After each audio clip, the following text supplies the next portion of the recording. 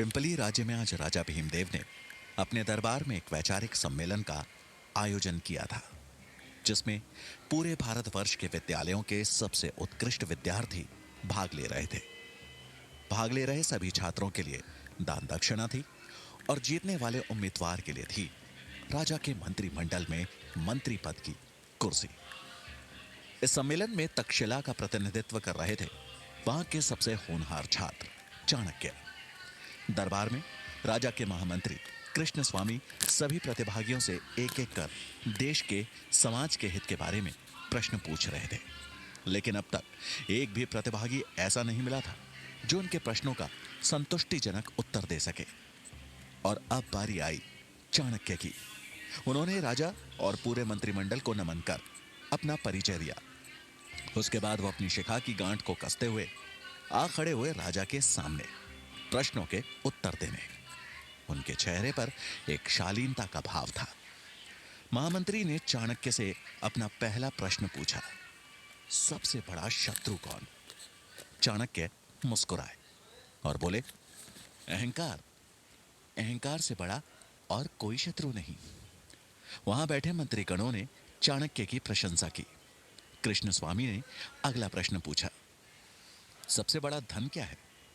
चाणक्य बोले, विद्या।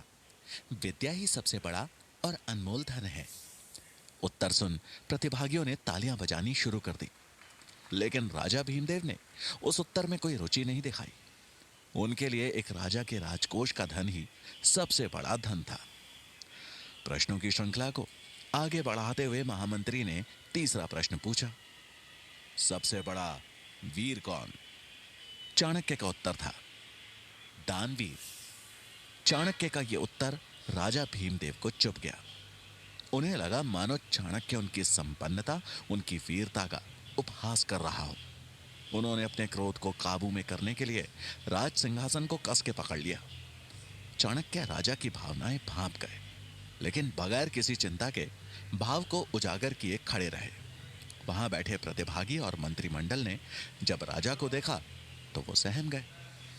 महामंत्री अगला प्रश्न पूछने ही वाले थे कि राजा भीमदेव ने अपने हाथ के इशारे से उन्हें रोक दिया।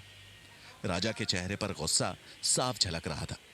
उन्होंने भारी आवाज में कहा, इस ब्राह्मण छात्र से अगला प्रश्न हम पूछेंगे। सभा में सन्नाटा छा गया।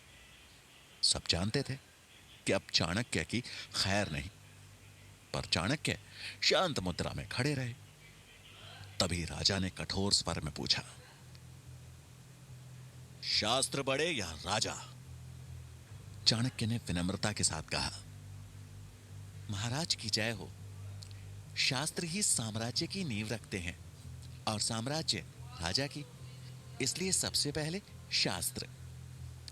यह सुन राजा भीमदेव से रहा नहीं गया और वो अपनी राजगद्दी से उठ भरे दरबार में चिल्लाते हुए बोले, शास्त्र नहीं, एक राजा सबसे बड़ा होता है, मूर्ख। क्या सिखा रहा है तुम्हें तक्षशिला? इतना भी नहीं पता कि अगर राजा नहीं होता तो प्रजा नहीं होती, और बिना प्रजा के तुम्हारे इन शास्त्रों का कोई मोल नहीं है। राजा जितने क्रोध में थे, चाणक्य ने उतने ही शांत स्वर में कहा, क्षमा कीजिएगा महाराज, लेकिन आप सिर्फ जनता के हैं। जनता है इसलिए आप हैं। यह सुन भीमदेव की आंखें गुस्से में लाल हो गई। उन्होंने तलवार के मूठ पर हाथ रखते हुए कहा, अब तो जैसा साधारण छात्र मुझे बताएगा कि मेरा अस्तित्व सिर्फ प्रजा की वजह से है। अपनी सीमाएं मत भूल, तो खुद एक भिखारी है जो यहां दान लेने आया है। चाणक्य को यह बात चुभ गई। राजा ने सिर्फ उनका ही नहीं बल्कि तक्षशिला का भी अपमान किया था। उन्होंने राजा की ओर देख हाथ जोड़े और उनकी आंखों में आंखें डाल कहा, महाराज, शिक्षा को पूजने वाला छात्र साधारण नहीं होता। वो एक दिन शिक्षक बन निर्माण करता है इस समाज का। वो अगर किसी को बना सकता है तो मिटा भी सकता है। और रही बात दान की, तो मैं तक्षशिला से यहां दान लेने नहीं आया था महाराज। मुझे लगा यहां ज्ञान की पूजा होती है, पर मैं गलत था। जहां शास्त्रों का मान नहीं किया जाता, वहां मैं एक क्षण नहीं रुकना चाहता। ऐसा कहते हुए उन्होंने राजा को प्रणाम किया और दरबार से बाहर जाने लगे। उन्हें जाता देख राजा ने अपनी तलवार खींच ली और कहा, तुझे जाने की आज्ञा किसने दी? चाणक्य के कदम वहीं रुक गए और उन्होंने पलटकर अपना शीश झुकाते हुए कहा, क्षमा महाराज, अगर मैंने आपके सम्मान को ठेस पहुंचाई हो। ये एक सम्मेलन है और मैंने बस अपने विचार व्यक्त किए। पूरे दरबार में फिर सन्नाटा छा गया। सबके चेहरे पर हवाइयां उड़ रही थी।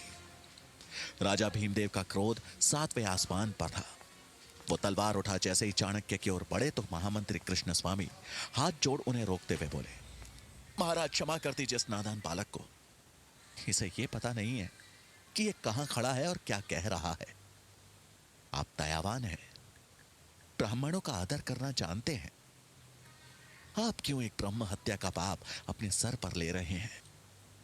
इसे क्षमा दान दीजिए महाराज। चाणक्य ने भी राजा और वहां उपस्थित